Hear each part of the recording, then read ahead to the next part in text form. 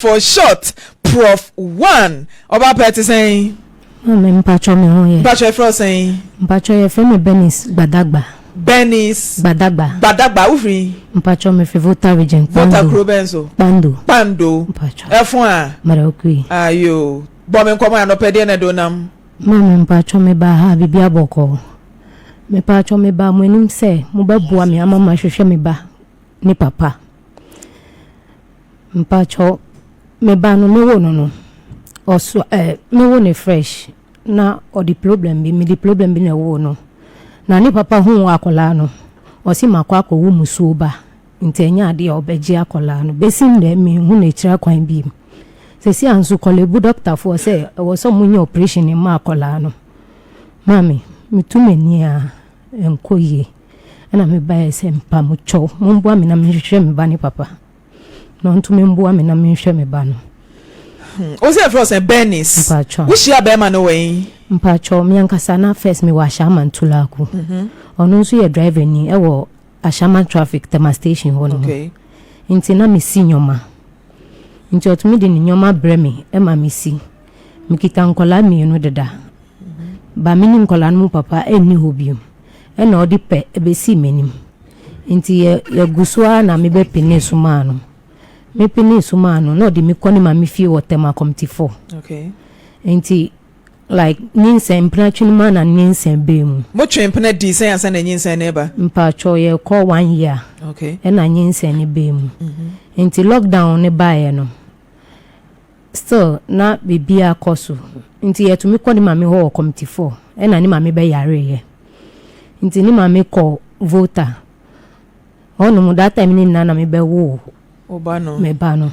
nti me wo akola na me wo general ansa na awoka me no ye de make the kind ko general ansa na ono oba nti oba ye na ma wo akola ne dada ye di na to incubator nti oba ye na obehu akola no e na osi akola we die enya de obaji nti me ma wo musuo ba ama no nti okoye 3 months time ani ma me wu ye no saba Ashama oba Ashama obehu akola no we mfie e no san koye listen them me friend first I pick it on not me nkan na wakati corner se si ade me friend na nkokra Benis be my time a unyinsan ya wode tu nanim no oje tu mu e wa komapam se akra na ne dia mpa twan no hwe na mama ko hospital we bia o continental mpa twan na ose wa wo musuo ba dia na ya akra no mpa cho na ne funuma eso me wo no na ne funuma no so enchen so ye kuru nti ambe transfer me ko kolebu na ye ko treatment sa na kuru ne wo ye be ma na ye friend say mpa cho ye friend Richard Mensa se wa wo musuo ba mpa cho enti ye ne den o se me mfa fa wade na baakofo na enyim baakofo na ewo se wa wo akra na se deformity kakra bia ba utimi e kan sam ya kire oba se wa wo musuo ba enti fa wade udi to na busuafo anim mpa cho ni mame na me nim no nti uka kire ne mame mpa cho ni mame nso na oyare stroke nti na condition mu nyansa na me wo akola no nti enche bia na ni mame kem e ka baby na ohia ono apart from ne mame wode o kire ni nua bi ne papa na busuafo anfo an kire obi a mpa cho de bi ono nkwa na ye wo no se sa akra na nyasan mpa cho 4 years 4 years ni nyina no ohun da etwa to ye da ben en na ye ni 3 months no akra ni nya 3 months oba na be ma mpa cho oba oto ni din mpa cho de bi ye rade asembe ni otimi frɛ ebisa sɛ akra no ye wo free mu de na sie otimi frɛ ebisa bacho debi no si akola no nyankwa nti minjani nja akola no hospital nti me ka chere ne se akola ne de me yoba time ntumi njani enja me ba wo hospital jani free hospital honom mpacho because oye den musuo ba nti minjani nja no na me si ntumi nkonja me ba wo hospital na o si se me nkonja ne dia ende ono ni hwe obekan na okoja he akra no from another TV so mpacho serious doctor say den mpacho si yare ni on phyllosis den on phyllosis uko school kakra mpacho debi uko school do say class 5 na class 5 na yare din hu e wutimi body na with ease sa no omuka say on be surgery what try say wo be frɛ akra ne papa ebisa me hu video na akra no picture ne video na eda so me hu enne me chese de me hu ye me no ohome a na ade no so home mpacho eya wosu mpacho ya ne ya eye ne ya eno ni na dan fofo so di agura omutumi kase onyem nti esa na omukase onyem na nakola na tene no akwa tena be. Oh God. Akra ketwa 4 years no ne na wofo timi ehuru ne se onyem mpacho na akra 4 years do be dan nyinsen sa stigmatization we no eno ne na ha adwen wo Ghana ha o enkran ketwa sebe wo mankasa no de omo ko munim de omo ka I believe so said the enkran nankasa eka ehuru ne se wonyem no wo mankasa enim de omo ka wo se papa ne de sen Dr. Richard Mensa. The time ben na doctor catch o say ehun be hia say yenye operation e ma akra no Me pacho ye transfer me di kokolibu no eno ye time ben na akra nya say na akola no wo 1 month no ma because 1 month pacho ai and they say what na 4 years aden mami me hu bias ma koi. Oh God. Na monfre abrante ne fa ne ntoso na denti a wono ankasa no oba time anyinsan maaye no na ne rich no mompra twenete se ne muode Mpacho ai bi no oba akwa homa mpacho ai no show ye bibia kama mpacho ai o wayire ana mpacho debi enti akra na wo na deformity ne nko anti na oja wo 3 months eno ano no mpacho ai. Oh my goodness. Emema bi etoda mama ema bro yasenya ba akofo ne bu atopa enyinsan monfra brante no fa ne ntoso na denti a wawo abaye ye be pe police akofa ne sesi uni ba bi owo mpacho debi uni ba bi ote mpacho debi na ushi ano no ote mpacho no woni mami ho no community 4 tema mpacho ai ba sesi ade me nim baby after 3 months akra no enyaye be pe mu na akra no nya 4 years if you sapon why are you crying? 96.3 I don't know uso me imagine se me na ye penyin watini swa tia me crash watini so sa fia den me am ye penyin kra se me tie me ya na me kwete ska me de betu eju kra no show ho den mame akra kitwa show ho den mame wate show ho den wate ama me to na ehre no wasu a emu oya se akra ketekete mba cho monfa akra ne megina na monkata nani mo mame na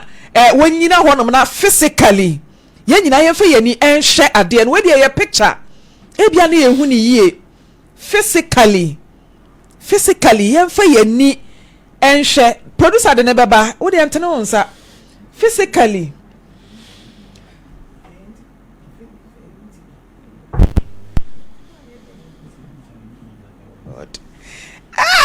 Hey, Lawson TV. Well, abusia simpanifo ase yemfa akra ni nyina ha enti je se photo na na ebehwe Lawson media emu ode se enti abusia de tie no akra na funuma no na da ho ohome a me ba cho monfra papa no emfa no to so Dennis don't fail say I have lost erection oya bema o de wa hui o say chese o person ne bema sorry kra na entimi sorry Nadia Hamid was ohia ja ohia de ya o Nadia ohia enye ohia enka krai 4 years onya 3 months and Dr. Chiro say yenye surgery na kra ne ho osu a ya na de no ka mpacho esa no oni na dan fofo ni dia got me be sabi se mami ade nti na se ni ameti madam fofo ni nti sa na makaje ni se nyehwe onu atimi e ka kire o se aden na se ni oti no na dan fofo nti sa. Oh my God. Na me se nyehwe oko school mpacho debi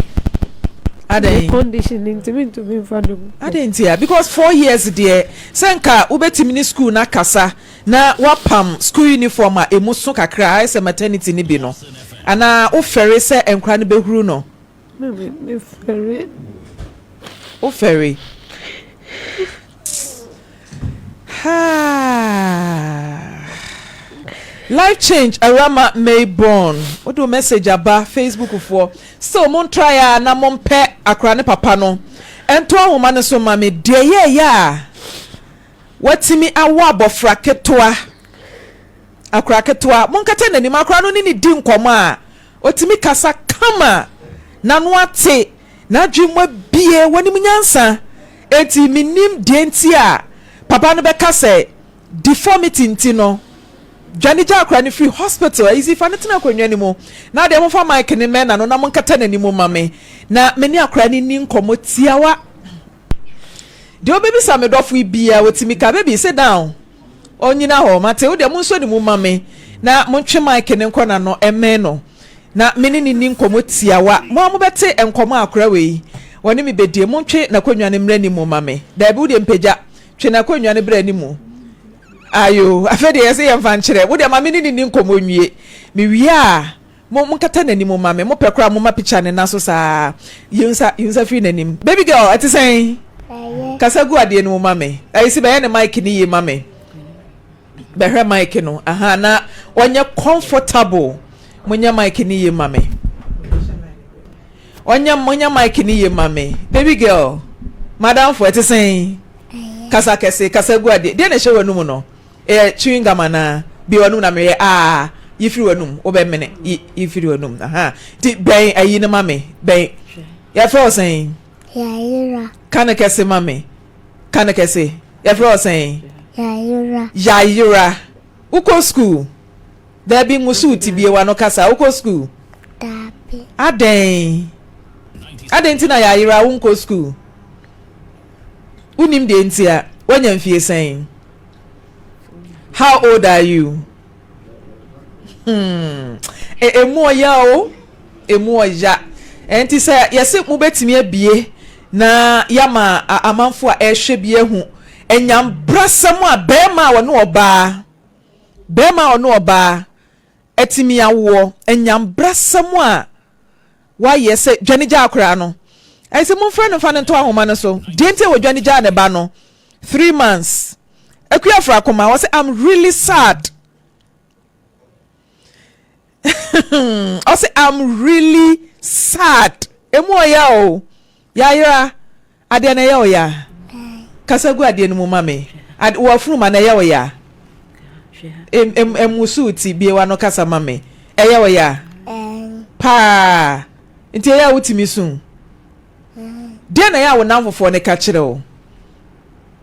Onavofo no no mu di agro mo sesen ya ran komo no ni madi a camera turn so no wire tensed no ya me nwanwa but sa na tie abusia yeguso abrante no ade na ya ra hwe wo home a na ade na home saa emu ya o emu ya Lawson FM ohumia na ade no ehome na ade na ehome saa onipa furumani o akra 4 good years papa say oyemusuo ba wo de fa yaya kwa bonte wo mame yehu eye kata so na fa ni pia bonte mame mo fra papa ne fa ne nto so mame na wanya no wo de munya na me fantum ni ente de e ka de phone e ka nti ayisi airline sen ene ma hiti papa na mani abre line 2 eba no pediatric ensem say ya na emu oya se akra ketoa ene ne ha ye ne ya obere ne ato biscuit ne de ama no pu ya fre papa ne nko ye fre ne nko obere ne ato biscuit ne de ama akra no akra ne yefunu na ye ne ya na funu ma na ye ne ya wontimi nka eti wunim de ha no wo su a de se ye ya ne se ye pa de korokoro no wo ye pani de a wobetimi a kire se me ha na ye me ya me ha na tutu me bata akra ketoa obeda kirem eye ne ya wotimi ka Pacho first no ontumi nka kasa kase ben we ne mame Pacho first no se ne ya sa no ontumi nka ba se se ne ya no siniti ena de ba kuso ni ho oyare a udi ne ko hospital bi ana se pharmacy a omunje no Jesus osade ni koma ni doctor no wokolebu ana se ni ti pai na Oko pharmacy bi a yen ton aduro ma no. Ton aduro ma because of the condition inti. Yes, if ani call Kolebu na mo hwe no won fa ni call no. Makwaje hospital bills ewo Kolebu na ade ne ko. It was special doctor wo hwe no. Mpatwan. Makwaje hospital bills a o surgery ni esen maje bills no. Mpatwan ye je bills no last 2 years. 2 years. Mpatwan. Na matena ho da 2 years ni Obapa 2 years. Bill ni esen. Mpatwan sesi ade amatum. Ebe ko almost 200 million. Because almost you buy any 3 sections. Na time a kwaje ye na esen. Time a me kwaje ye si ba ko bia 80 million. Me pe bill wo paper so 8,000 na omutwere de ma. Me anka say ka che me say 8,000. It was the bill amount wo paper so. Mpatwan. Omo ma o sen. Omo mami doctor nanka sa cho doctor's report. Ye nti me pe bill me kan doctor's report. Wo mama o bill bia wo ma tworo so say sika sei na ye agide aye surgery because ye nya akra ne papa e wo say ye de sika to nanim no wo say sei na doctor eje no na me pese mi hu. Mpatwan ye si we bia ba ku bia anka sa 60 million into 3 no. Ebe ye 180 million. 18,000. Mpatwan. Ena matena ho ma 2 years. 2 years. 2 years. Chese yenyanka sika wamu yi omo de be ye surgery bia na obia fresh production line so wo say MFK jaisa tipon koso be ma no to baabi na ya nkasa ya mwanye surgery no emfa ma kra ma media wa ma so obesire ska o de oba ya obekan ye ne se woni be ma bia wo na akra ne papa enhwe no akwa ne papa adwane ye pesika de aye surgery nti no ye mfre papa ne mfa ma no na wo hwe se de enkofo de ahokeka send sika ba nika charity mensa wan send 100 cedis say yemfa mo akra yi Jennifer Cookbedzi wan send 20 Ghana Victoria Japan 20 cedis Rosina Maame Kofi enso asend 100 cedis Cynthia Aram 40 Ghana Nyamenshira mo fa bill no ento so na Bella mihu ya ira maame de mihu ye 5,000 cedis and a doctor achro ho but wachro say intensive care unit enka ho na just say de wo ka se nchenchen de no ye kan nyina bomu a almost 20,000 Ghana cedis and nesika 200 million abusu sika we yentimi ntena se enhwe yentimi o yentimi entena se nhwe se akura we fa na funuma and a date cry say 20 something and 27 and a date and call baby asa yenim say ebinim nyanti kadom nanso said ye come ye de boa no ye ka say ye di sa be ma na woni ababa we wu ye chi na ya twen ne say wono e na emra me ye sa surgery we ya ye te ho ani ate sa akra no tim keja to wati na nanom wonse do akra yenim ne daache yenim de daache wonyina ba be ye wo wiase 0247 84 80 52 0247 84 80 52 abusuya me de wom ene eni me ho sa but me ne den 400 cedis me de a me tie free mo no won so san ena betime de abo akra yi mo fa akra ne picture mum ento ba bia bill ne da no na yenko yanim abusuya ye kwa Christmas ye be ya Christmas donation enyanka sika ye je na akra yi ba ye yi wo so worhwe ne papa ya frɛ papa ya fra papa ne dwane ye nya no de ka se ye hwa ma o de ade we yakɔ oni ani da so abusuya fo wen but me mami we na me wo 8 years last year pa na me ko sie me papa. Oh my God. Unu amo yesen. Me papa obo ye 6 ba mi enu se nyomo papa. Aka ye 4 de omudi mechi nsususu a. 6 na mi enu ate wo mo se nyomo papa no papa. Pacho. De mu ya o. Wa wo sen. Pacho mi ankasa ma wo 4 Pacho di we to so sen Pacho we to so 3 Pacho mienu na edi kan no mo papa we Pacho mo papa wo ono mo papa baako Pacho ena ya yira nso papa ena last born nso papa different Pacho ono so ne papa we Pacho no so ni papa wo ohwe no Pacho akra ne papa last one ne papa hwe no Pacho o ye sure Pacho wanya mfie sen Pacho no 3 years sen 3 years Oh my goodness. 20,000 Ghana cedis. Dr. Lawson. 20,000 cedis in Abusia. Mama Lawson. Papa Lawson. Nyamishira Moate. Papa Lawson and Mama Lawson. Mo fa fidie ya ma. Enka Ghana fo nyina DNA amani hunu oni biefo. Enka oma ye die ene amani hunu. Mo fa fidie we ya ma 0247 0247 84 80 52 0247 84 80 52 abusia me mateme dio 400 Ghana ene kura mi ene mi wia me sorry na mi wura general manager get the office na makope 20 Ghana bi akotom ye we kire ane boarding de ukota age so to 10 mienu afia na kire me sa strategy no o se uto 10 mienu a ena ya na edoso uto bomu a uto 20 ni bomu a ya na esua nti eja minya 20 bi anam de akoto 10 mienu me nto na mana ge de obema 50 na eja menya na mo awe abusia me de 400 Ghana den na uso betimi e de aboa Janet entry at the 20 cedis aba Nima to Ibrahim 20 Ghana Pearl Maku 20 Ghana Charles Dapa 100 cedis Abigail Sapon 20 cedis Abusuya nyame nhira munye dia o send e beba eye Charlotte Frimpomaa Korankye mama me interviews no entena se na menkwa ho no memra no na de aba ese ebodin bia no na yabodin adawo ma se na ye hira wo mo akra no timida Mpacho edwa na adwa ontumi nda papa se ya no be mrimrisa na de ache wo wo ne preterm ana Mpacho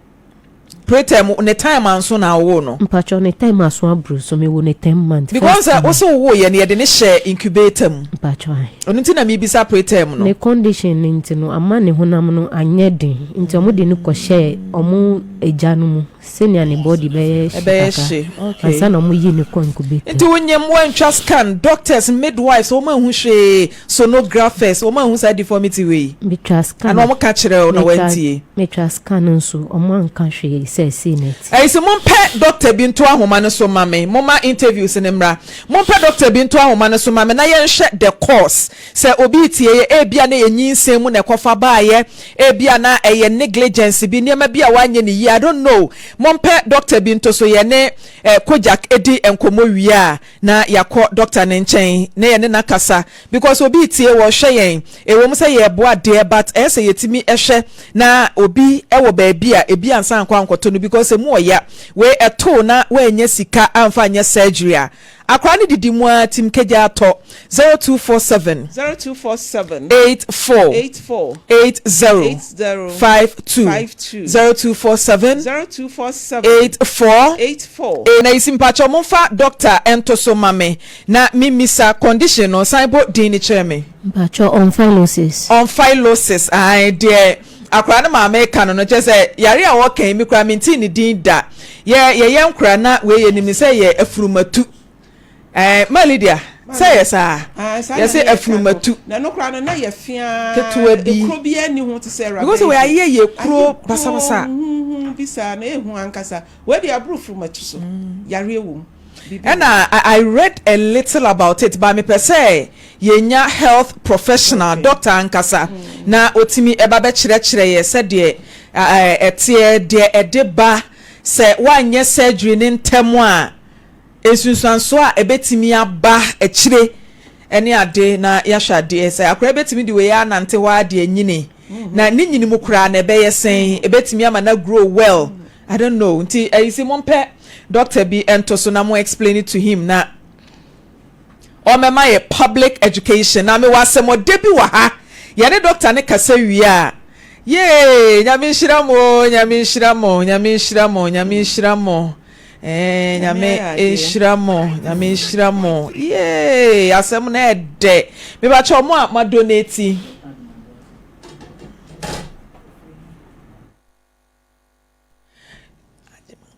Dr. Ajimambuaten, Dr. Ajimambuaten ewa homa no so. Tima menko na mene doc enkasa. Hello doc, good morning. Dr. Buaten bacho pombo ko de. Yede nyame ase. Aha ye Lawson TV Maame Frimpomaa na anopai em say condition bia be pie yanim ewo Afisem show ne so. Na maintain ye mabia se ne pese wo my education kakra. Yare no say anything. Omphilosis. Kan ka se na doctor ante. Omphilosis. Doc me bacho yare bia friend omphilosis akra na fluma na ye kakra ka na say. Omphilosis ni na de wo mpa abe mu. Aha, ya wo ni nyina no na ewo ho no ba se no. Na se go kokotei repair no manko na enye na. Doc me pacho nya abotre kakra bi ma me na me nchire de ye hia se ye nya ho education no. What the bills aba eso mo koye surgery but ye pese ma public education the courses niema e de ba ni sunsuanso e betimi anya wa akra ne so. Okay. Well, oncology no a congenital problem that they want in the formation of the baby no anterior abdominal wall the no emuma mediano and form yi into no na membrane adibi na igra ne so no ho the stomach adibi just a membrane ne skin and at that time no we study another ka ya koye e pushing so no na ye found with there no now with there no ever intact but maybe financial into no sa member no na what down so that it dey na member na hard ni kakra looking like skin but it's not skin and the over here so ha ye trust be no e skin na kakra ye ko kan ye from top on skin na dey intact okay but the membrane has to be removed completely. Not skin, not close to skin. All that is showing how to remove membrane. It is more between the three the sooner the time and showing how one thing. Lawson FM. Doctor also be big to a big canoe. I bet me a paya yin and soon about bontain. Yes. Oh, God.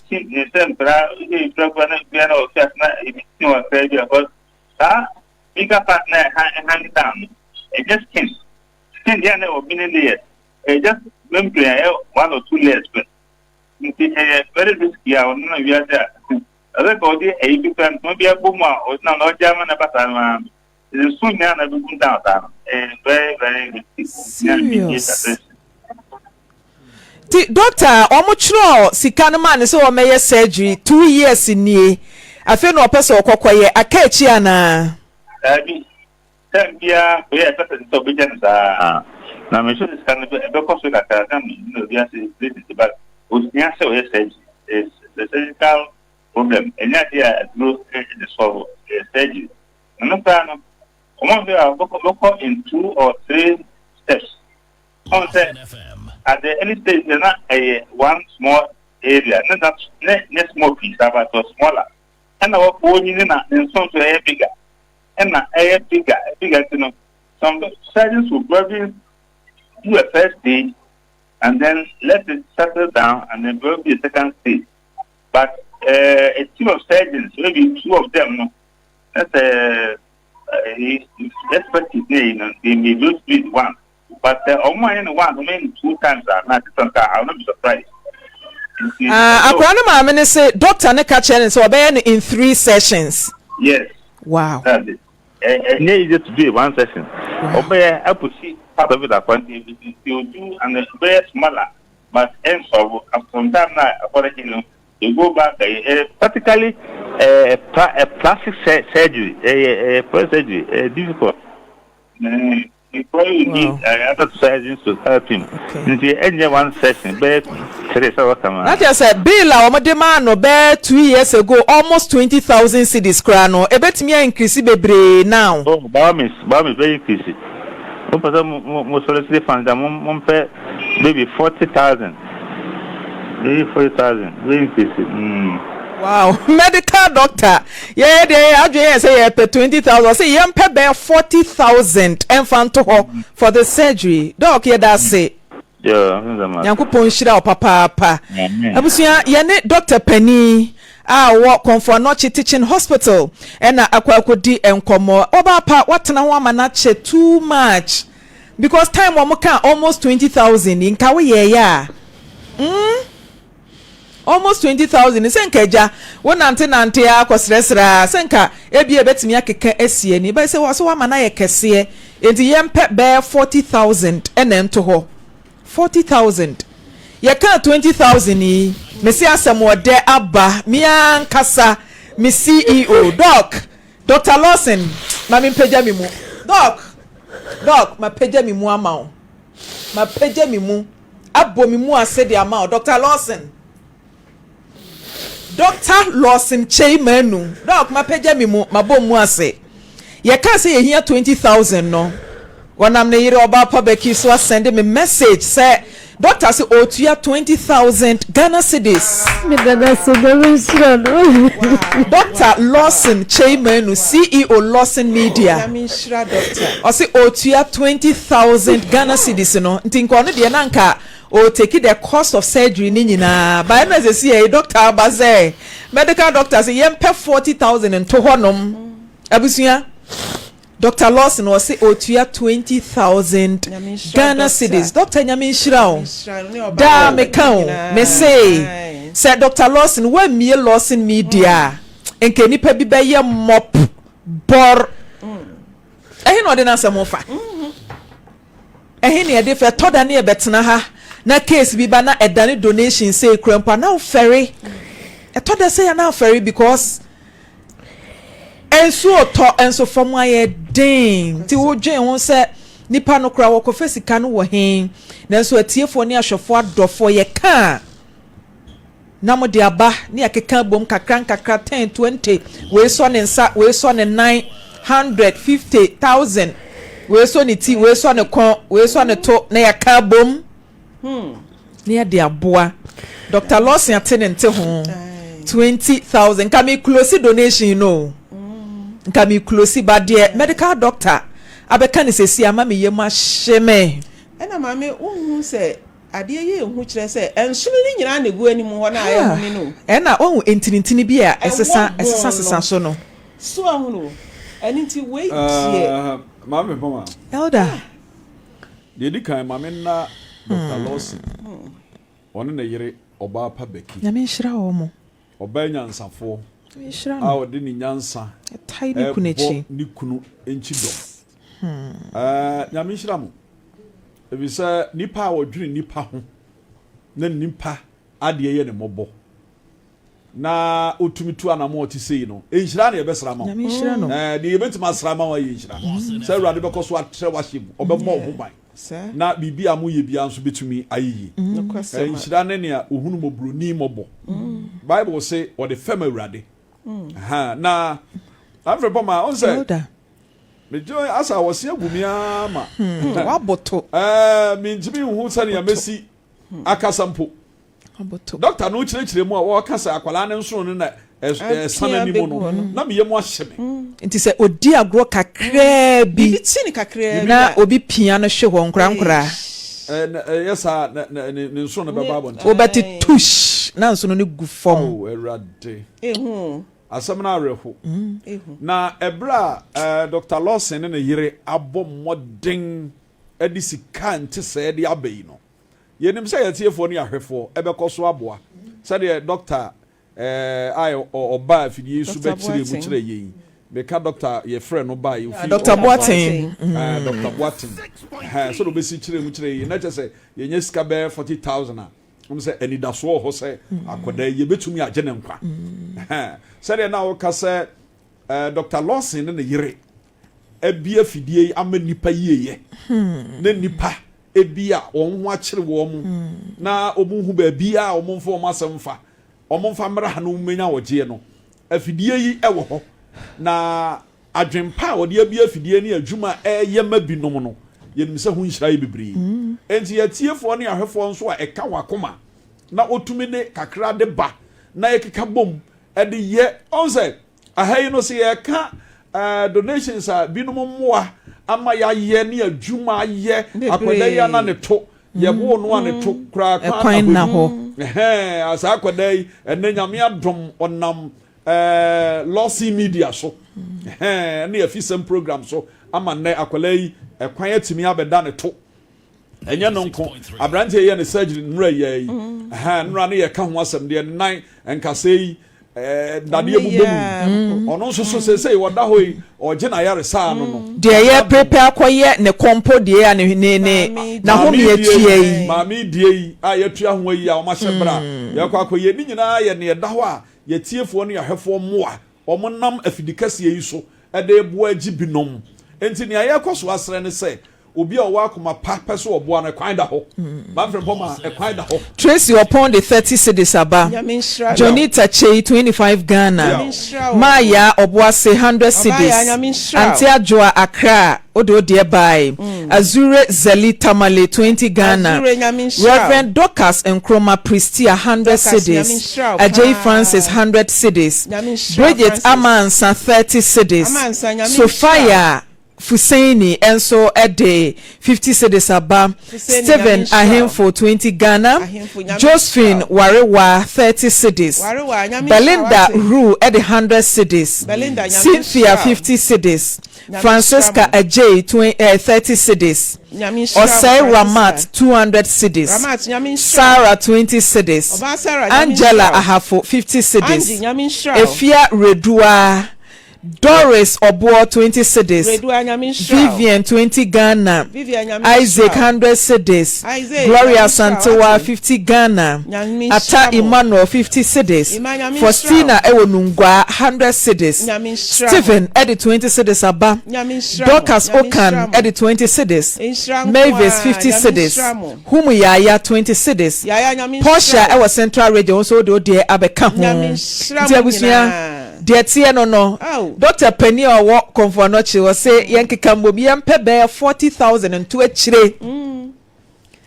Dr. Lawson we yi need free mu doc na mama me ho adwiri me seriously na me ho adwiri me pa nya easy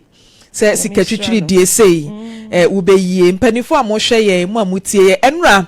obi frɛ me na me di abobo keto bi na me say Christmas donation e pese ye edema enyankai ase menti matiefo ne mahwefo nkan na anopai mani abra media bobo na abaye de ne baba me say obi a me bepe enyanka aduane ama wo mo Christmas nka ma close donation ba na ye ne den yen konkohwe sakra ne papa ne ebenya na yen frɛ no na akra ne papa metua ne bills no we de mintimi mfa nto atiefo anim ene e frɛ papa ya tipo nkoso wa mfa phone no o se dwane gya akra no wamfa phone no esu nyame ya adom eni daso wo ho e de ma akra no ba pa ensu biem eni daso wo ho e de ma oba no ewia so obi no mchira o enye easy o akwada ye hu ne sa no enye easy yenim ne akira enye easy nyame betumi de abofre but de nyame be ye bia ye papa no so obedwane a ya mani dwane na nyame na obo nipa ekwa bia so erade be ya dom ana wafa binom so ama ya gye akwada yi nkwa sure e de esi ho sure ne basa no a daache na papa yi obehu ne awaye na ade bia nipa obeye nso nyese wafa ho adi ho akatua nso ewo ho nti se be ma no se wonfa ko no na obesie ye ma reho ababa ya asem okai ho ne se o se wonwani nya akwala no hospital akola bi o so anu oba atena se akoda nyame nku no enka se de sitie pa ne de enka otimo se enka se kra bi a wadi agro ama ne ho be bia koti ama ne nsu yetu agu se de doctor kan yi nanso awrade abɔ ne ho ban a bepem se mre ama na duru eye Afisem so a yennim de nyame ebetimi aye